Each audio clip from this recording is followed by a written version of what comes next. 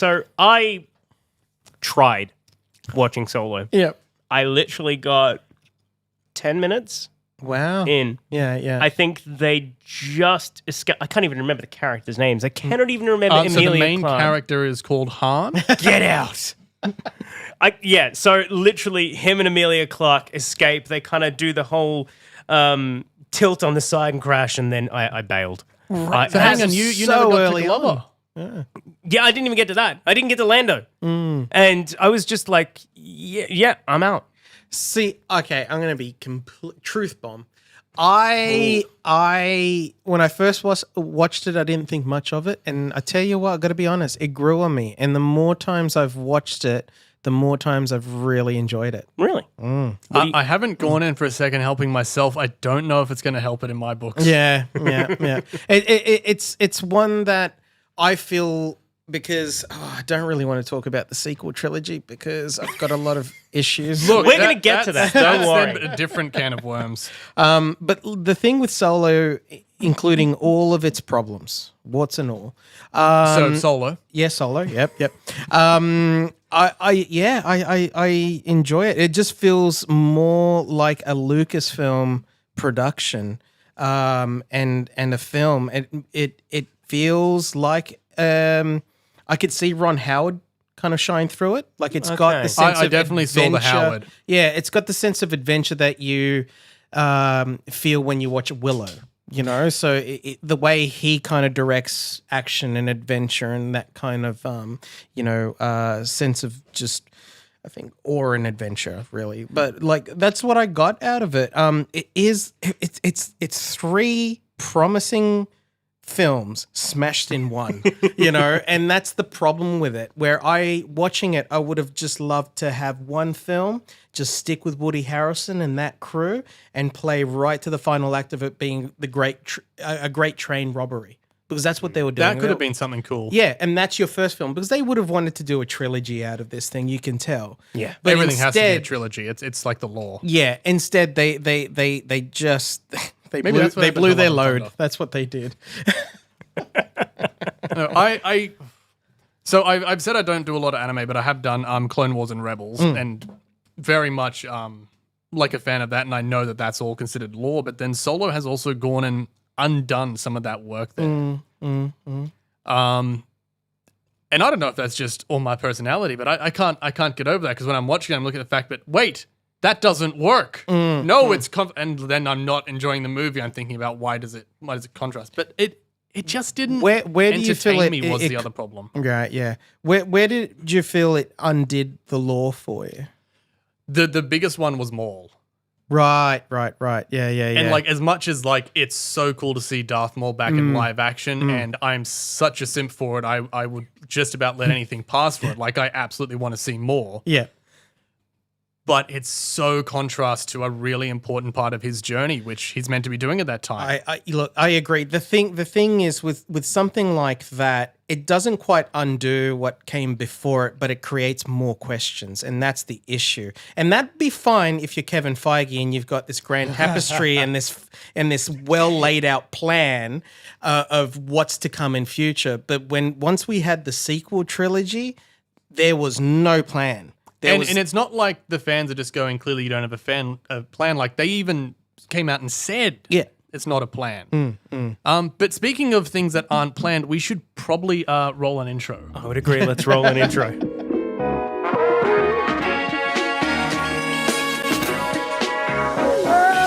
Welcome back, ladies and gentlemen. This is Pop. I'm Cricket. I'm Wombat. And this is part of our Local Legends series. Now, this is going to be where we're interviewing some amazing filmmakers, actors, and anyone we can imagine in this film industry, talking about subjects that both we and they love. And our first guest to kick this off is Richard De Carvalho, filmmaker, artist, and cat dad, if I remember correctly, by going by your Instagram. Is that right? That's right. Proud father of 2 fur kids. Yep. I thought you were going to end that with nerd, so I wasn't expecting that. That would have been a little different. Richard is the writer. No, not the writer. I do apologize. Director. Yep. Of A Blaster in the Right Hands, which is a Star Wars fan film, although I like to just call it a short film of its own theme, because it really does feel like that it belongs in the universe. Oh, thanks, mate. Well, it's very A true. lot of people on the YouTube comments were agreeing with that. Well, it won a fair few awards as well. It's like a massive does- fan following it's- through the festivals. It's still, I think, what we're in its second year. We're probably a year and a half or 2 years. It's weird. Time's just flown by, but it's still getting into film festivals. So even releasing it on YouTube, film festivals are still embracing it. People are still discovering it. We've hit a milestone recently with over 100,000 views, which is a lot for us. That's nice. Especially for an Australian. Yeah, absolutely. Like that's the thing. Like Lunacraft, so our company, Lunacraft Productions, we're not really in the influencer kind of landscape and everything. I mean, prior to it, we've put a bunch of our recognized short films, but nothing to the likes of what Blaster has achieved. So I think we had like something like 3 to 5 subscribers on our little humble YouTube channel, and then as soon as Blaster hit, it just each day, from each week to each month, it just kept growing and growing. People were sharing it. We got reaction videos, which was can we swear on You can this? swear. Yeah, we're fucking nerve-wracking. But it was wonderful because you're seeing, big influencers, YouTube influencers watching our film, reacting to it. And when you're really close to a film as we are with everything that we make, you want to see those reactions, and it's nerve-wracking in the sense of being ignore it. Well, so there are moments in our film where you want to see that reaction in the crowd. Like, you want to see someone get, jump in their seat, or their eyes light up going, oh, I wasn't really expecting that. And especially some of the people that are more cynical as well, because they think automatically when you say fan film, you think something cheap, amateur hour, but fan films have come a long way. I think your opening made a really strong message to that. That was a really strong the CG intro, then into the practical CG hybrid. That was like that. I remember sitting down to like, because I thought fan film and I wasn't expecting crap. But it's fan film, and like it kind of blew me away at how.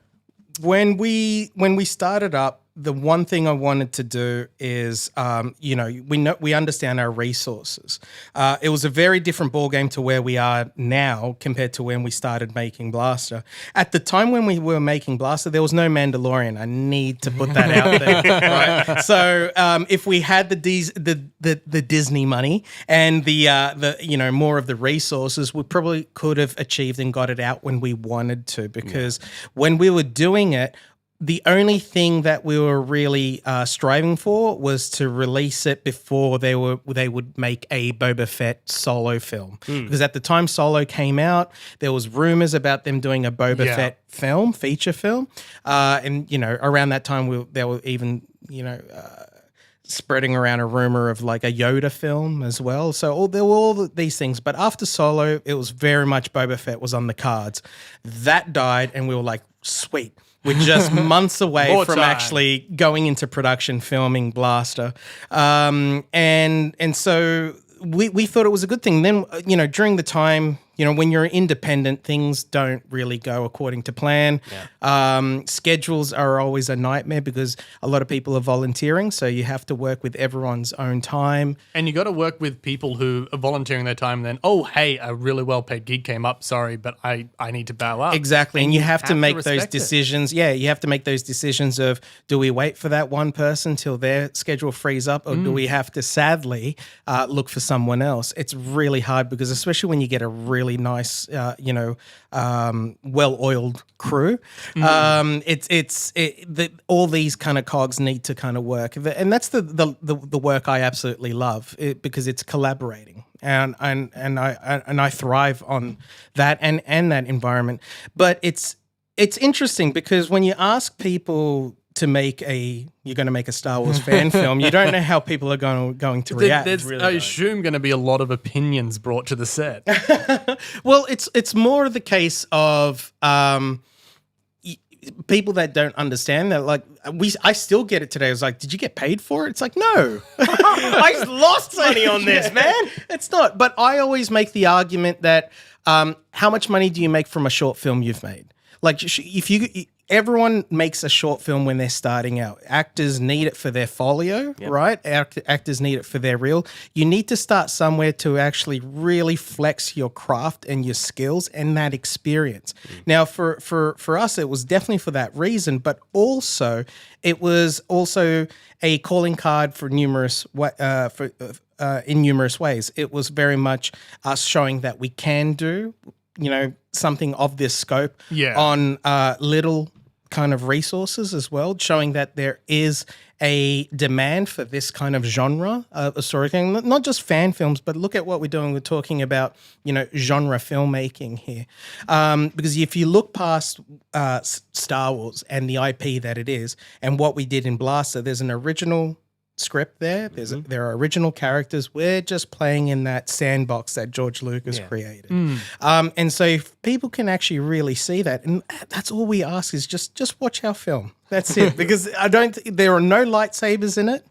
That's the other thing. Like, we set out to make something that was very much intended to fill canon and very much to George Lucas's vision. That could have just been there somewhere in the background. Exactly. Without a Skywalker. Exactly. Well, it's a big universe, right? That's the thing. I'm watching the sequel trilogy. Like, everyone's related. Yeah. Or actually, you'd have to get it on the, I don't know what the flute was when they play it in the cantina. Yeah. Just get it done that way. Just go, dueling flutes in the cantina band.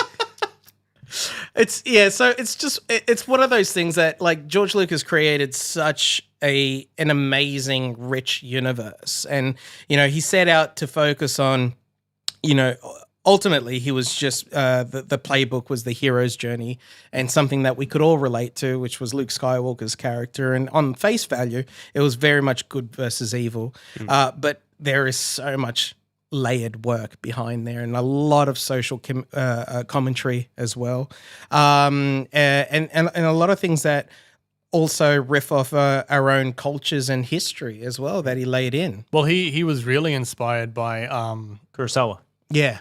And ironically enough, you guys seem to have your own inspiration. I mean, there's a lot of heavy Western. Like we were talking earlier, now you're wearing your Fistful of Credits t-shirt. It's absolutely amazing. You'll see a photo of this when we post it online. But clearly there's a lot of spaghetti Western influences in your cuts. Your lovely little close-up. It's just the eyes. There's this wonderful display of tension. I grew up in my household. We watched a lot of spaghetti Westerns, a lot of Clint Eastwood Westerns. So that is already ingrained in my kind of DNA.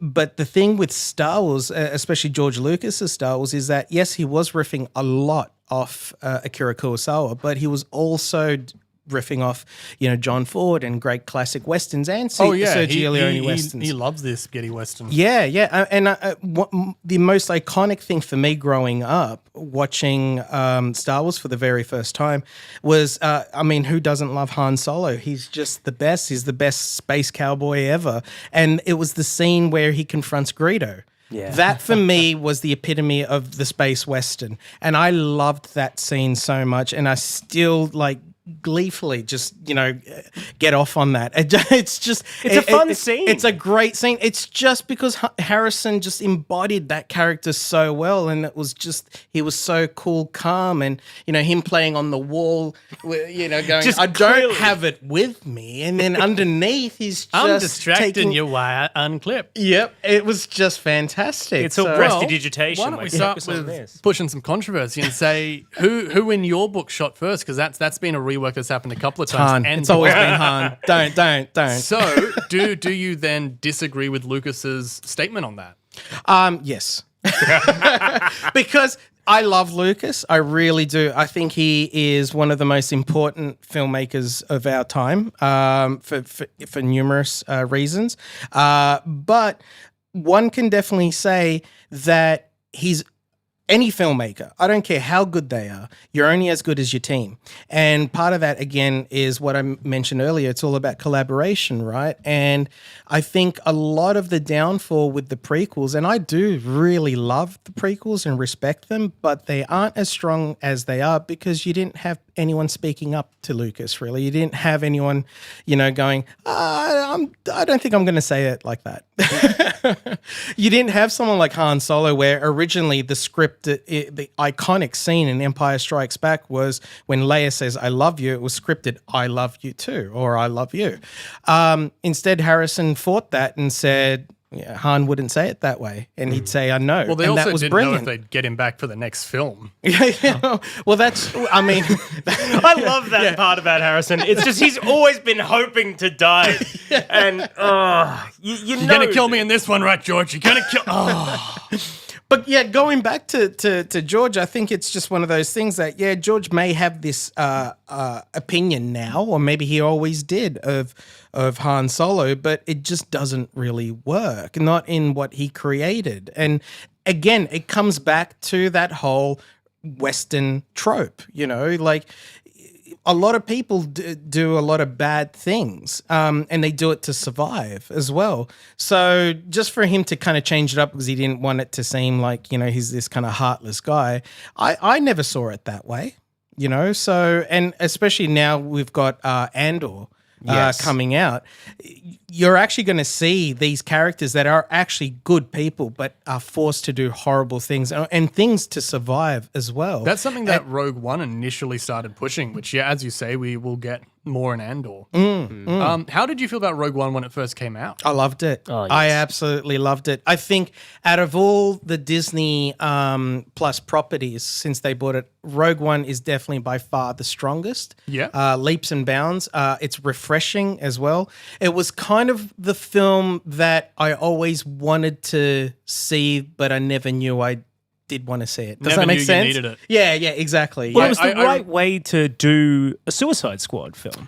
Like, it absolutely was. It was just that bittersweet tragedy of we kind of already knew the end result. And no, it wasn't as many Bothans dying, but it was, it's in that opening crawl of A New Hope that we know the situation. And I may be putting myself at risk here, but I'm pretty sure the Bothans dying was for the second Death Star Yeah, information. Second, That's right. it is. But I think a lot of people, I think it was a bit of a Mandela effect with that one, is that they think that they saw it, like hearing Mon Mothma talk about it, when in actual fact it is from that opening crawl that they actually know what actually happened during Rogue One. Yeah. And as you say, I'm a massive fan. I think it was underappreciated initially. Like, we went and saw it at the Ritz, the midnight I saw screening. it several times. Yeah, and it's just it's so tight as a script. Yeah. And as well as that, like, I'm a massive Ben Mendelsohn fan, and I love the fact that we just had an Australian carrying this villainy with a fucking Australian accent. It's fantastic. That was good. It was effortless. Again, the strongest thing out of Rogue One, it's character, right? These are three-dimensional, deeply layered characters and really interesting ones. I remember, and this was one of the many reasons why I wanted to pursue and make my own kind of Star Wars film, is because when Rogue One also came out, I remember people going, yeah, it was good, but, it was like fan fiction. And I'm like, so where do you draw the line, right? Yeah. So well, I mean, George has sold it, so technically it's all fan fiction. Exactly. None of it's from the original anymore. Yeah, I wouldn't be surprised people would think that the prequels are fan fiction as well. The Mandalorian is technically fan fiction. When you think about it, But Rogue One did this wonderful thing. It had a massively diverse cast before the point of people were trying to say, oh, we need more of this. When every single character was written perfectly. Chirrut, Baze, Buddy, everyone. Even Saw Gerrera's fun as a character. I wanted more of that. Yeah. Well, we're going to get more of that if those trailers for Andor or anything to make of it. But here's the thing, like, sci-fi has always been that frontier of diversity, though. We had it with Star Trek. That really broke a lot of ground. Star Wars was the same thing. Like, especially with what Lucas did in creating and giving us Princess Leia and, the awesome and iconic Carrie Fisher, like, embodying that. That was a strong, kick-ass female, like, Which, princess. like, when you say it now, sounds like yeah, obviously, but at the time it was actually quite pushing. It was. And It I really think a lot of was. people don't know, but the original Emperor was female, but they recast because she couldn't.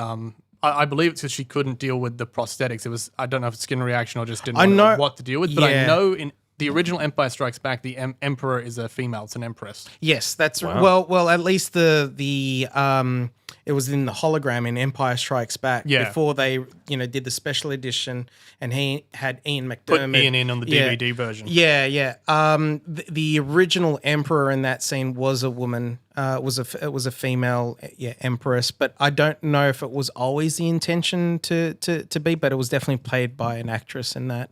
And again, that today sounds like, well, yeah, you put a female villain in, but at the time it wasn't such a thing. Yeah, and that's the thing. And I think, George was very much.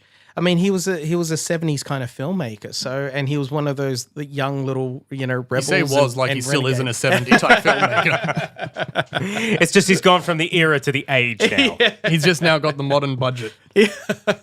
Right. But George hasn't been one to draw, not to draw attention to things or change things up. There's the Stormtrooper gaff in A New Hope. Oh, I love it.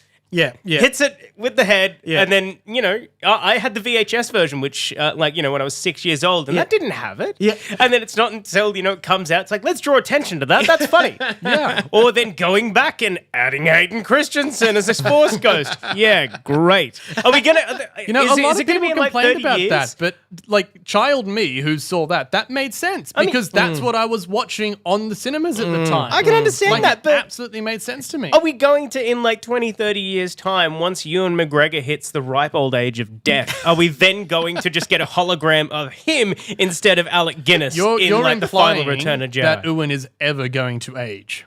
Good point. We know You're it's all also makeup. implying that they don't have a full 3D scan of every actor that they're using and could digitally insert them in any time frame. Just recently, James L. Jones has stepped down, retired from voicing. But given full permission to use a digitized version of his voice for as long as they keep the character. That's to go on a brief tangent. That's going to be still quite difficult. AI voices are bloody hard. Yeah. Well, the Val Kilmer's got the technology. They used AI to give Val a voice, but you can still. It's very much based off punctuation, so to give it inflections requires so much more. but when they maybe did 20 years. the Obi-Wan series, that was the digitized voice. Was it?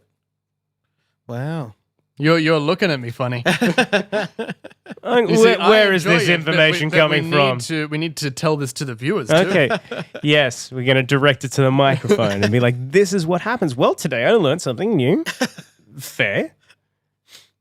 So I believe, I haven't looked into if this is what happened, but I believe it's Hayden does all the lines and then it was digitized. Now I know that Jones was on board for part of it, so some of the lines would have just been him. I assume what it was is they did a hybrid approach to see if the audience would tell it apart, see if this truly was ready to go live. Is David Prowse still alive? No. 18, did he pass? Yeah. Okay. Yeah. I was going to say that would have been fun. Let's just do a whole redub. And actually just give David Prowse the credit. But hearing the original recordings of him from I know. But you got to admit, that's coming from a helmet. We are just getting on-set audio in that instance. No, there is no complaints. I want that. Yeah. It's beautiful. I wish I had the script in front of me because then we'll just do it the full Scottish. Or we'll get Rhodey in. Just get him to do it all in a complete Scottish accent. That'd be absolutely beautiful. But, we could tack that onto Rogue One as to even just the Darth Vader appearance in that is a beautiful play Well, I think we tension. can bring that back to characters over world. I think that shows that, yes, they used the world to genuinely blow fans away with that Vader appearance, but it wasn't at the expense of the characters. No, in that that's story. right. And Some people, some cynical people would say that was just blatant fan service, but it works. That's it. If you're not a fan, that movie works. It's not like, oh, it's a bad movie. Oh my God, it's Vader! The movie works standalone, whereas I think that was one of the problems with the sequel was it was world over the characters. And I don't want to speak too ill of them because I enjoyed them and I also don't like speaking ill of other works, but I don't think you can argue that Rogue One worked better both as a film and to the fans than the sequels. Yeah. Yeah, I would recommend anyone watching Rogue One and then just stopping right where the credits happen. I mean, obviously credits are important, but just stop right where the credits ignore are. everyone whose face wasn't on the screen is what we're hearing. All I'm just saying is just to watch it lead right into A New Hope, and you can see how well it works, because that just shows the thought and the love that they had, and they really were paying that close attention to detail. Attention to detail, exactly. And it's just such a joy to have something like that, and for them to pull it off. That's the thing. It was so surprising. Like that, till this day, it's still the one movie I've seen the most in theaters. Like I just couldn't get enough of it, because I was just I'm not sure first what time mine I would was be. in shock and awe. I was just, this is so did good. just leave me like literally breathless. Like Yeah. I couldn't get up for a bit. Like I know there's no post-credit scene in Star Wars, but Yeah. I was in that scene. I still watch it, and you know their fates. I've seen it countless times now, and every time I watch it, I'm still in that final act. I'm on the edge of my seat every time, and that's just because it's beautifully performed and beautifully directed. It's cut really well. No, there's and actually it's just- many different versions. You've watched a slightly different one each time. Did That's I? where that's coming from. It's kind of, they did like a Cluedo version where they've actually just got 6 variations where only one of the characters actually survives and tells their tale. But yeah, Rogue One, as you say, it's just beautifully crafted, and I will keep going back to watch it over and over. Yeah. But before we do that, we should probably move on from what inspired it and start talking about. That's going to Okay, carry on to apparently this not. is because Okay. like Cassian Andor.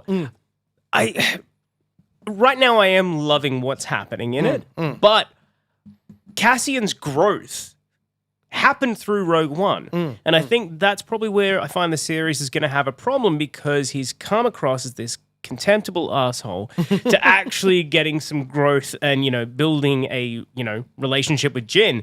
And we get that we build that empathy with the character, and it's like, that's all he needs. So to come back and go, I think it's 5 years prior, and getting all that, I'm like, how can we dial everything Where are you gonna back? take him? Yeah, well, where are you going to take it? Because we already know he was an asshole. Well, Is it just we see him go from less of an asshole to a bigger asshole to then being a less contemptible asshole at the end of Rogue One? It's interesting that you say, and that's your perspective, that you think he's an asshole and everything. But it's just when I watch it, and especially when you start seeing where he's come from, like there's a lot of the flies kind of thing going on with his background. I'm like, this just got a whole lot interesting. And then there's a lot of more world building. Like again, the first two. I love that he wasn't from Tatooine. Oh, thank God, right? Yeah. I'm Or sad- Jakku. Or which is Jakku. Tatooine. It's just, point I two. want my desert planet. It's not a Star Wars series or film if I don't get my desert planet. Where is it? First, Endor is not a Star Wars series. No desert. No desert. It's like there's too much greenery here. Well, I agree. I think there's too much green. Yeah, but it's really interesting, because I just think back, the one moment of Rogue One featuring Cassian was when he gets up in Jin's face and says, "You have no idea the things I've done," and it's just like, and you could just, your imagination just goes wild. So this series, to explore that, but in a serious tone, is very interesting. And that's the other thing that's really refreshing, is that, prior to Andor, we've had, Mandalorian, we've had, even the animated series, and even Clone Wars went into some really dark and serious tones for an animated series. I think they had everything on the Geneva Convention. No, it's just a checklist like any other. But sorry. You dark bastard, you. But just to kind of see where they're going with this, it is very interesting. And it is also, it's up there with some of the more, blue ribbon top tier TV series, like it's stuff that you'd expect from like this is Star Wars if it was on HBO Max. That's the thing. And I was not expecting that. I knew, because riffing off of Rogue One, you'd be in that kind of ballpark where it'd be a bit more mature and a bit more serious. But I was not expecting the stuff that they were giving us, and I think we thrilled got our about first it. shit in Star Wars, and like I was going to say 40 years, but now I'm double guessing myself. Yeah. For those that haven't seen it, it's the curse word shit, not that someone was actually taking it down. It didn't go Nomad Land or anything like that. But it worked. Like I didn't even pick up that that's the first time we've heard swearing in Star Wars until I was on Reddit and people were like, just, oh my God. Yeah. No, well, for me, it was just more like, did I hear that right? Like, and I had to go back. Grounded in it to me. Yeah, it did, and I think that's it. It just they pulled it off, and it's just the strength of the screenwriter and all the filmmakers behind it that they could slip like something like that through, and we wouldn't really kind of get in an uproar or bat an eyelid because it just felt like it was called for. Yeah, in that. Whereas previously, George's don't swear in Star Wars, and I think a lot of the diehard fans, if someone had put that in, they would have caught it. They would have called, but no, they've really grounded in that world that they established in Rogue One. Well, I think the thing with when George was involved in telling his story and the world and I should say the galaxy. Involved. He told the story the and got galaxy a few other people in. of Star Wars. It was very much he was telling the Skywalker story, and he always said, "Well, it's a kids' movie," and it's like, well, it is. Of course it is. Like, we all saw ourselves in either, Luke or Han or even Leia. Or Vader. Or Vader. Or Vader, absolutely. Like, I mean, he's sort of... I would give anything to wipe my mind and go back in time and just line up and go watch... It's so boring. It's like, what would you do in history if you could go back? I'd go back and watch Empire Strikes Back for the first time. But just to have that, revelation of being in the theater with people and not really expecting that twist, which was the twist of all twists of the time, of Vader being Luke's father. That was my God, incredible. spoiler. Oh, sorry. Yeah. So it's The Simpsons all over again. I was wondering whether to bring that up. I had the exact same thought. The same. Yeah, it is just kind of incredible to see where it kind of came from, and him kind of telling this. But it is one of the great kind of sagas that is for the whole family. It's something that is passed on generation. Like, it's undying. I can't explain why we're all attracted to Star Wars the way that it is, and I think it's probably because it's one of those rare things that it encapsulates everything, of film. It's got a sweeping romance, it's got action, you got rogues, you got aliens, you got horror, you got this, you got that, you got spaceships. I think one of the things that really set it apart that people don't necessarily think of as much is how much, and this is particularly true when George was at the helm, is how much it innovated in film, how much we take for granted today that every single time it was invented on the set of Star Wars. Well, absolutely. I mean, you're speaking from a behind the scenes. Yeah, well, I mean, talking about the basic stuff like the first use of a digital camera for a major release. Yeah. You're talking about the invention essentially of VFX. Like, there'd been some basic stuff, but like the matte screens they were doing back for the TIE fighters, that sort of work was unheard of. Have you guys seen, there's two fantastic documentaries out. There's one about ILM on Disney Plus. I recommend anyone that's a fan of Indiana Jones, Star Wars, all those things, and just filmmaking to really watch that. Okay, I remember seeing an ILM documentary when I was like, I want to say 11 or 12. And it's very specific because it was hosted by Samuel L. Jackson. Oh, yeah. I know the one. You know the one? Yeah. I am just... I'm I'm like, so what's this worried. one? I've seen a lot of them, but I'm not remembering Samuel It's L. such an Jackson. amazing thing because now for anyone who's been to Australia and you go to Movie World, if you went through the early 90s, they had like a behind the scenes tour. It was a very similar version of that, but in ILM, Sam Jackson kind of goes around and shows like the digital effects of what they did through like episode 1 with Naboo, how they're showing how like they used salt. They would just pour salt onto a black screen and then they would utilize that as the waterfalls of Naboo and everything like that in this beautiful blend of CGI. And yeah, ILM was an absolute leader. And I'm like, is that the one you're talking about? No. This is a whole new Disney Plus series, documentary series that they've done. And I absolutely loved it because it's a love note to not only, the amazing magicians and the wizards at ILM and Lucasfilm, but just George Lucas as an innovator. You know, like he Because beyond making Star Wars, that is sort of what I think he should be most famous for, and what he certainly contributed the most. But to not even to Lucas, not even to Star Wars. Like that's the thing. Like he's very like low key. He doesn't really kind of get on his soapbox and go. I changed cinema forever. Doesn't give his opinion on Twitter every time a film comes out. Exactly. He's not like that. But the thing is, we have Pixar because of him. We have so many things in our entertainment, whether it's even gaming related as well. Like there's so many things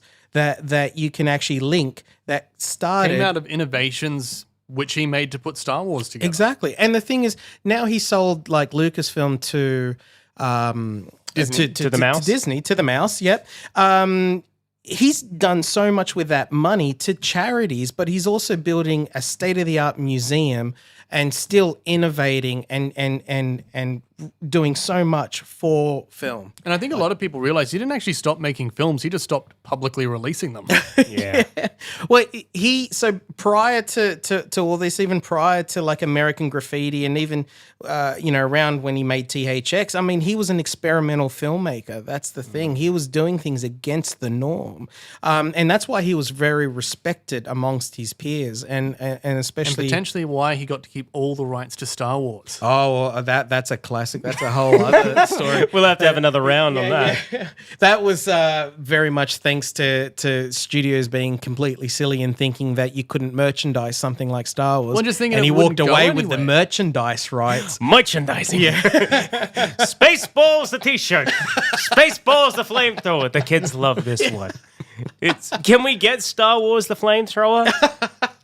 I mean, to talk about merchandising, I you've love got it how on the they wrists of half the Mandalorians. I'm sure there's a Well, I was just flamethrower going to with a say, Star Wars like, branding it's on it. literally a thing. So I wouldn't be surprised. I mean, you could do it. Just make it a little cigarette lighter.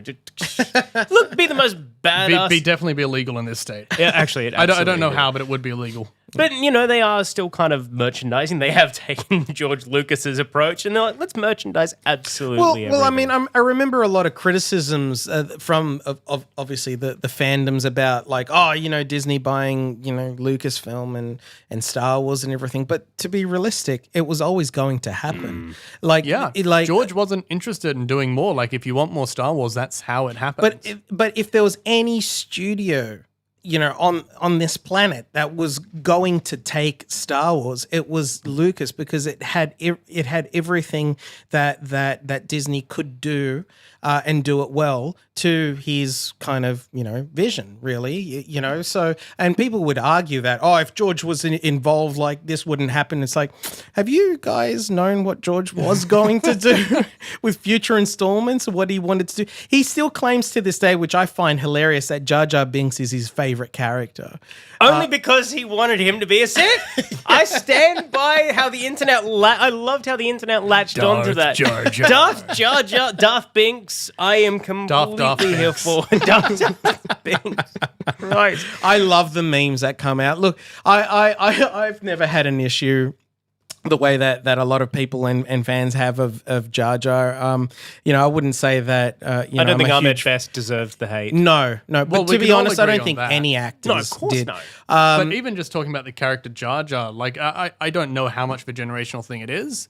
It's certainly the same with the criticism of the films. Like I was quite young when they came out. I was literally the audience, and I loved it, and everyone at school loved it. That's the amazing thing, that we're living in an age that with Obi-Wan that's come out now, you've got a lot of people, which is that generation, that are showing a new love and appreciation for it. Now, again, I was very young when the original trilogy came out, and my exposure to it was through VHS, sadly. But it was enough to just capture my sadly, imagination. like that wasn't mind blowing at the time. No, Totally I just would have loved to have had that experience, that spiritual awakening that many fans do. But just get it with Dolby Vision and Dolby Atmos. Yeah, you mean? just And in that a THX theater. blast right at the start. Turn it up!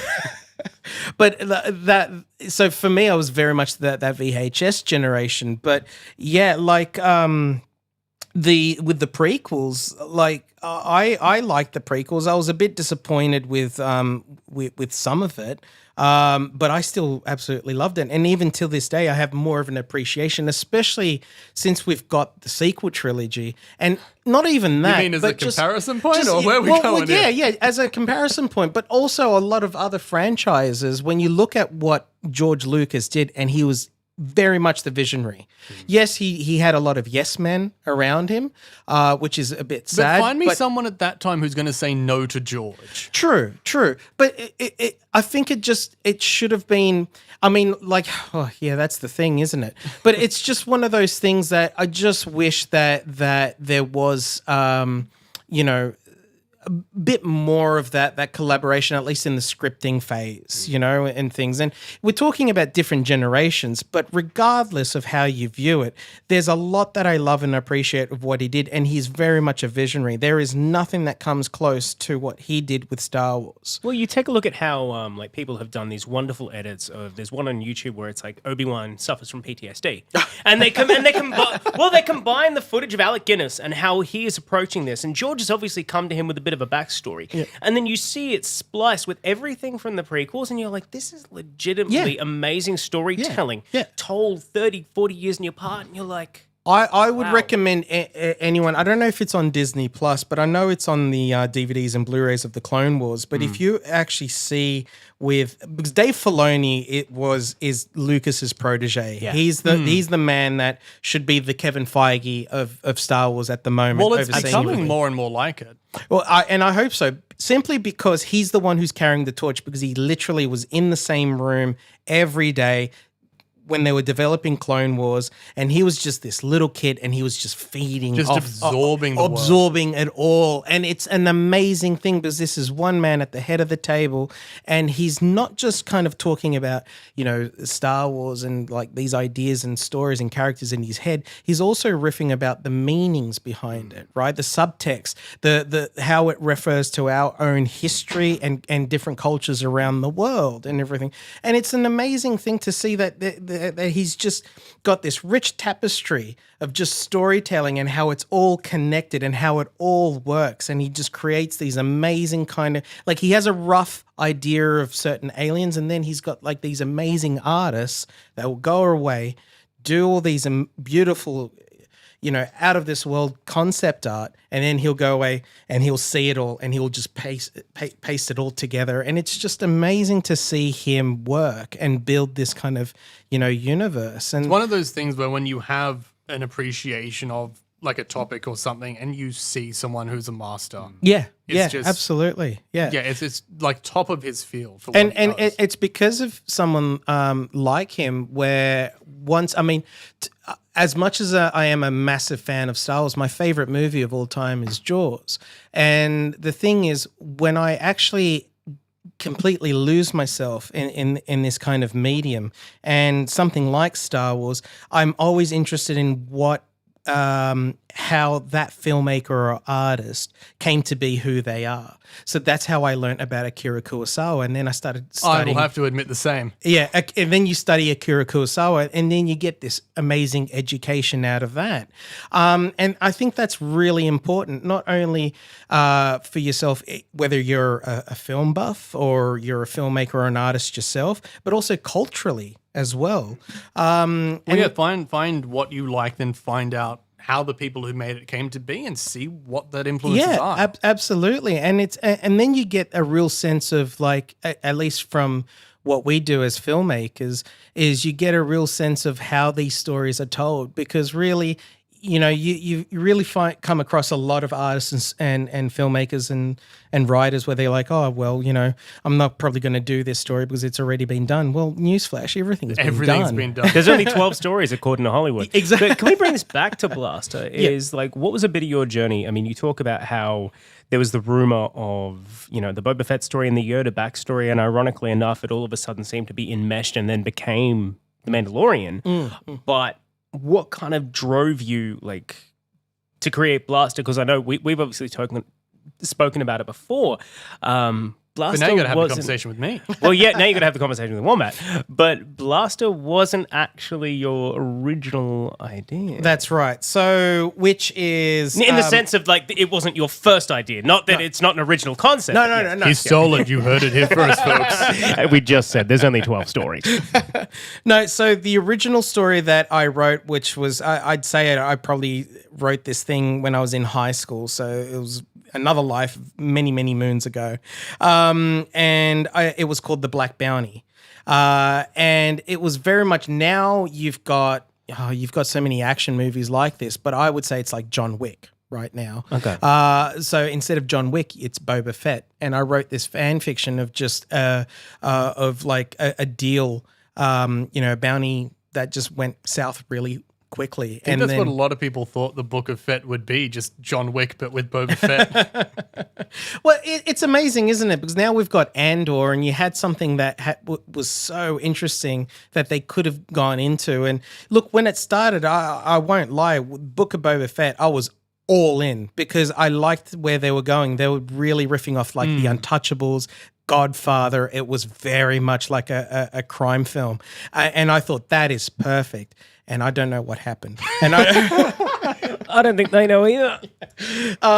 Which is a real shame because there were a lot of things that I absolutely did really love about it, and then a lot of things that unfortunately that I see is they're just misfires. That's what I say. They're not things that are completely awful or bad, but there are things that haven't been as well executed. So whether it was rushed in production or scripting, or I don't know. I imagine there's quite a bit of change because some of the very early stuff of Book of Boba Fett was, I can't off the top of my head remember the director's name, which is terrible for a Star Wars nerd. Yeah.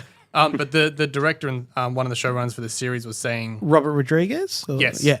saying it's just action. Yeah. It's going to be episodes of just action. And so I think that set that expectation of, yeah, it's John Wick. And especially for what we got of Boba in The Mandalorian, like he puts the armor on and it's one of the most awesome fight scenes in that whole series. And it's like, so when you then come out and say, yep, we're going to do a whole show and it's going to be just that, and it's not, whether or not the show was good is almost irrelevant because it wasn't what the fans were expecting. Yeah, or what yeah. sort of promised. Didn't deliver on its promise. For me, I was sort of like relieved and a bit happy because I'm kind of doing my own little Boba Fett story, even though it's like it's not official. But we're very much intended for Disney, it to take note. Hire him. Hire him now. Now, don't get Disney's attention. There'll be court cases.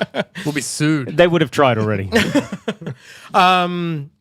So I was kind of really I liked the fact that we were seeing Boba Fett and that story and that tale after Return of the Jedi. So him coming out of the Sarlacc pit. Yeah. Where with what I was focusing was more before we were introduced to him, where he was sort of already a name that was feared.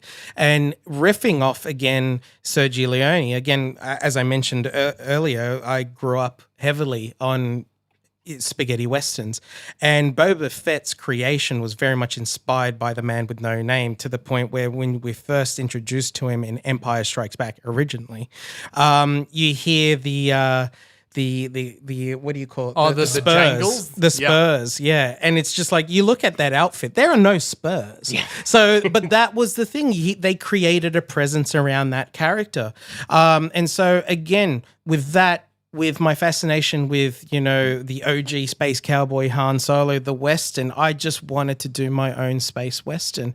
And it was very much also, again, one of the many reasons why I wanted to do it. One of them was it was a bucket list thing. I don't know what will happen tomorrow. I don't know what will happen next week, next year. 5 years from now, I wanted to make a Star Wars fan film, and I was very fortunate that I had people that shared that passion and that enthusiasm. So we set out to do it. But my original script which was the very much the John Wick kind of in a club, Boba Fett's got to fight his way out of it scenario. There was no way I could do it. It was just too big. It's all the imagination, but where's the budget for something like that? Exactly. It's just like, so when we were setting out with Blaster, I wanted a small battalion of fallen stormtroopers, right? I would have been happy with 5, but I really wanted something under 10. And We got two, really. And mainly we got one where it just resulted to a lot of trick photography and some work in post-production to make it feel like there was about another one. five. That's the art of cinema. Yeah. But you guys had a lot of like really amazing practical effects. I know that you guys And I really appreciated that because that's something that You should 'cause see as the said, models, you man. did it before. You did it before Mandalorian, and Yeah. Mandalorian is where we started getting back to that hybrid of VFX and practical. I'm a huge fan of practical VFX. One of my favorite films of all time is The Thing. John Carpenter's The Thing. And it's just, that's what I want to do for the rest of my life, is just create work that features that kind of imagination and that kind of craft. And so something like this, where we're doing it as a fan film, I also started just channeling my own kind of like ILM, I thought you were going to say you're in a Filoni. No, just the masters, because back then in the 70s, right, they didn't. People forget the original Star Wars: A New Hope was an independent film. Yeah. It was a very expensive independent Very film. late. Very late, but they were literally just innovators, right? They had to think quickly. They basically turned kit bashing into an art form, going into a model store, going into toy stores, buying models, buying toys, and creating amazing works of art. And then blowing them up. And blowing them up. Exactly. Well, yeah, I didn't have any It really was a dream pyrotechnics. job. It was. These were big kids. They couldn't believe they were doing this for as a living.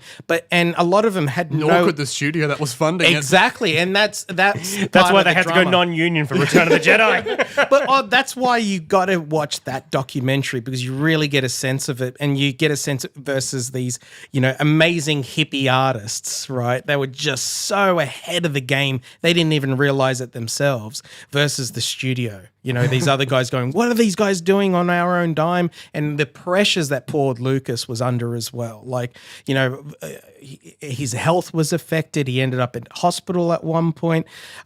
These are things that happen to the best of us working on these film sets, especially with someone like him, and the pressure that he was under with how much money. But my gosh, he changed cinema forever. There's no doubt about that. And then he did it again. And then he did it again.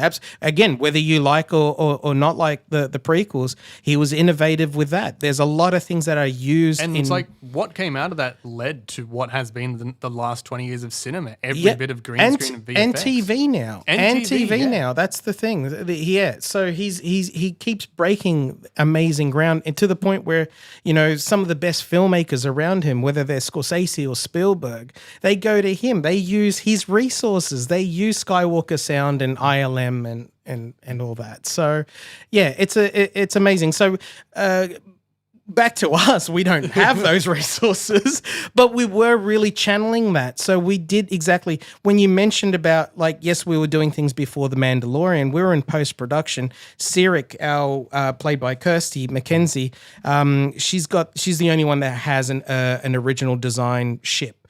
That ship, I need to find the concept art. It's backed up on a drive somewhere, but we came so close to actually producing this. It's eerily like the Razor Crest. I shit you not. So when Disney dropped the first trailer to Mandalorian, we were about to be constructing this model, and we just went, nah, can't. People will think we're copying The Mandalorian by the time this comes out. And so we were at a good place that we had to just go back to the drawing board, but we didn't have any kind of resources. So Nathan Pye, who's one of the actors, he plays Captain Ty. He's in the black Imperial uniform. He's also the model maker behind it, and he kit bashed, and it was great because we did exactly what they did back in in '76, and it was just he went to a toy store, he got this Nerf gun. And he used that Nerf gun as a foundation. It wasn't a Nerf gun. It was like a third-party off-brand. Yeah, I think it was yeah. called X-Shot or something A like much that. cheaper than Nerf Yeah, gun. yeah, exactly. Budget Just had restraints. to keep the production costs as low as possible. But he found this thing and he showed it to me, and I still have the pic that he sent me to my phone. And he goes, "Rich, what do you think about this?" And I went, "Yep, that would work." And so what we did is we just cut into it. We painted over it, and we started adding things that parts for things from kitchen cabinets and all kinds of things that we'd find. I think it's even Down got to the Bunnings scrap bin. Yeah, exactly. We just built on top of the ship and created what you see in the film. And the fact that it's also based off of a Nerf like gun blaster was just a great inside little Easter joke. egg. Yeah.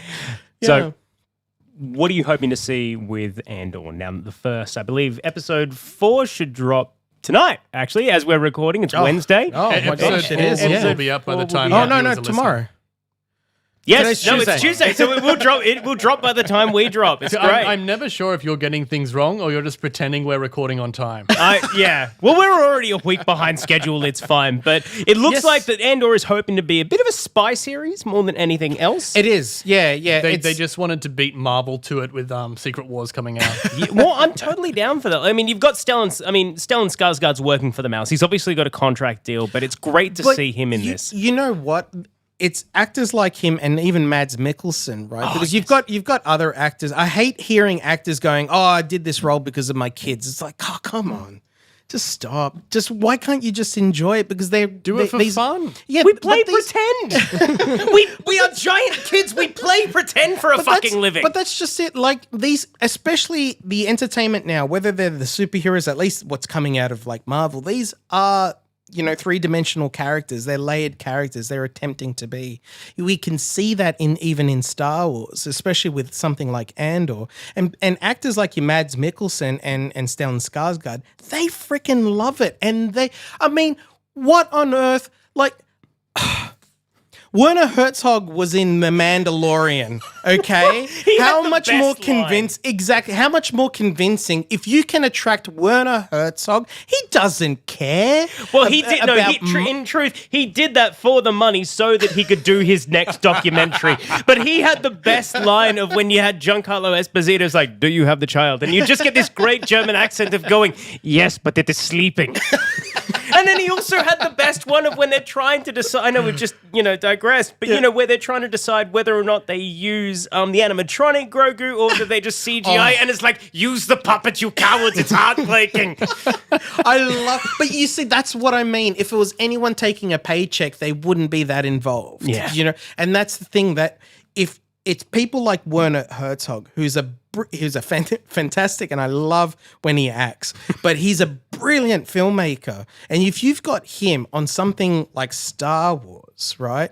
How much more kind of proof of credibility do you need? Like I was amazed when I watched. It's still one of my favorite Marvel films is Winter Soldier, and you had Robert Redford in that.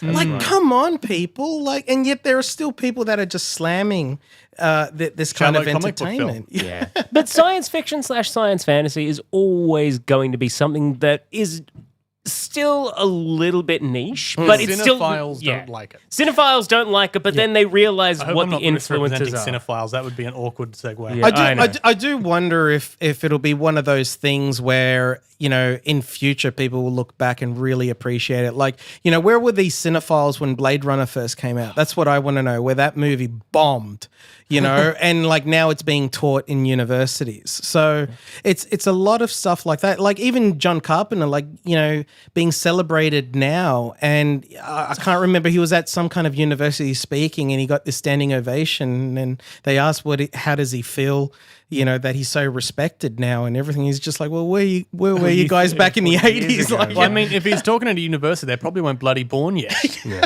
But that's the sad thing, you know, like because these were filmmakers ahead of the time. Science fiction, superheroes, that genre, it is science fiction, you know. So any works of science fiction, and if done well, is always ahead of its time. But I mean, I think I made similar comments to cricket back 2 years ago when we were recording. it was But like before one of the COVID. big things that was around Star Wars and that goes off that point is at that time, like even in the 2000s, the only voices you heard were critics. Yeah. You looked at the papers. We didn't have a social media. We didn't have Twitter. We didn't have a million people that liked film. We didn't have the Lucifer situation where a network cancels a show and then 8 million people say, no, I was watching that. You There just was- had so they you just refunded it. had Roger Ebert, and that was it. Yeah, there's no Rotten Tomatoes. But like that's a lot of what I think happened to these sorts of films back in the 70s and 80s. Like the people who were reviewing them, it wasn't for them. Yeah. Yeah. which is fine. It doesn't have to be, Yeah. but they were the voices that went out, so that was the opinions of the film at Yeah, the time, yeah. even if they were loved. Yeah, it was simpler times. That's the I think the amazing thing that people when Star Wars first came out, that they were shocked to see the lines and the queues around buildings and down the streets and everything. Because and I mean, like I'll always feel for George and I'll always celebrate him and value him and for everything that he's kind of done for film and cinema and for giving us something like Star Wars. But like you got to feel for the guy that, you know, put everything into this film and just thought every moment like that was it. His career's finished. Failed. He's done. So what's Because he next on the cards for you? For me, so I'm actually in post-production, close to wrapping this amazing heartfelt short film called Dancing with My Mother. Very, very different than anything Star Wars related or fan film territory. Okay, but Boba still makes an appearance, right? No, not in this one. However, a lot of people will be delighted to know that we are in early pre-production for our sequel to Blaster. So I am finally making The Black Bounty, and we are going to get a Boba Fett John Wick-esque scenario. So, and I've got a lot of brilliant people attached, which, you know, I love to laugh about it now because, as I mentioned earlier, like when we made Blaster, you know, I was lucky enough to even get 2 stormtroopers, where now I've got so much support from the community, the fan community, that I've got people like from the 501st going, how many I was stormtroopers about do you to want? ask if you were going to get the 501st on this one. Yeah, I have been speaking with them. I love the work that they do. I've always been a long-time fan, and I love the what they represent and what they do for charities, and including things advocating mental health as well. So to actually be collaborating with them and having their support back me means the world. And hey, backed by the same people that backed The Mandalorian. Yeah, all you can do. Well, and that was the thing, you know, when I set out to make Blaster, that's what I wanted to do. I wanted to really make it a community thing and really bring in, like, if I needed authentic stormtroopers, it was going to be the 501st. Yeah. But at the time, and especially in Australia, the culture here is very different than somewhere in America or in Europe. Or you just call up the next state. Well, yeah, I mean, in America, it was very much like you're making a fan film. They'll go, right, yeah, what do you need? How many do you need? And But also people are in just up for America, it. you get from city to city in 2 hours. Here, oh, we're making a film, but it's in Brisbane. Yeah. Cool. Let me schedule a 2 or 3 day drive. It's very different. It's very different. But the thing of what we set out to do and what we've actually really experienced is that there are people out there that are keen, and these are very much like people that are my tribe. Even in working in the industry, part of what we set out to do is just to find those like-minded people that are very much like us and as passionate and as enthusiastic and as skilled as well, but everyone just wants to kind of, you know, have People that opportunity you to sort make of click this. with, because especially when you got those free or unpaid productions, it's not just a love of labor. You have to be loving what you're doing, and if you've got people that just view it too differently, they're not going to love it. Yeah, exactly. The work that we do is very hard. Like it is hard. It's very challenging. So you've got to, even if you were being paid, like how many times have one of us worked a job that we're still being paid and we absolutely hate it? But you know? honestly, like I think that's very different. Like I can go in and say, okay, I don't agree with any of this, but I am giving my time for money. Whereas if, let's say I'm coming onto a set and giving my time for free, that's different, because this is time that I'm not getting back. Yeah. I still need to pay rent, I still need to pay bills, and I have my things I want to make. Yeah. If I don't believe in what you're doing, Exactly. it's not a good time. One of the things that we always do, like both myself and Carol, who's my wife and also a producer, and my other half of Lunacraft Productions. Hi, Carol. One of the things that we always do, that we strongly believe in doing, is always giving credit where it's due, and that basically comes from us working in the industry and have been kind of shadowed, like you know, very much like we've worked really hard, and yet, you know, people take the credit, and you know, whether you're paid or unpaid, it hurts. And that's the one thing that we always strive to do, is that we always shine the spotlight on them, because at the end of the day, it's collaboration. It's about working as a team. And even though it might be my story, or we're developing a writer's story and bringing this to life, it's a shared vision. Like, it's all collaboration. And that's the thing, that I may design something, but I love handing it over to another artist and then taking it that next level. And I then just get all giddy just to see what they come up with. It's the same thing as directing an actor, and then seeing them really bring either the design and those words on a page, bringing that to life. It's just, I just end up. There's an embarrassing photo around of me behind the scenes on one of our productions that I think Carol took, and it's me behind like the camera, and I'm just gawking at the actors, because I end up, even though I'm directing them and I've called action, I'm just seeing it, but I feel like I'm in the audience and I'm watching it again, and I love seeing them just, breathe life into these characters. I just love movie magic. Yeah. Rich, thank you so much for your time coming onto the podcast. It was a great time chatting everything Star Wars with you, and especially for A Blaster in the Right Hands. Ladies and gentlemen, thank you so much for tuning in. Check out the link to A Blaster in the Right Hands, which we're going to have in the description. And as well as that, don't forget to check out Andor on Disney+. And hey, tell them we sent you. Hashtag not sponsored. This podcast was recorded now at Courtyard Sound Studios, Hornsby, courtesy of Ben Radin. Thank you so much, Ben.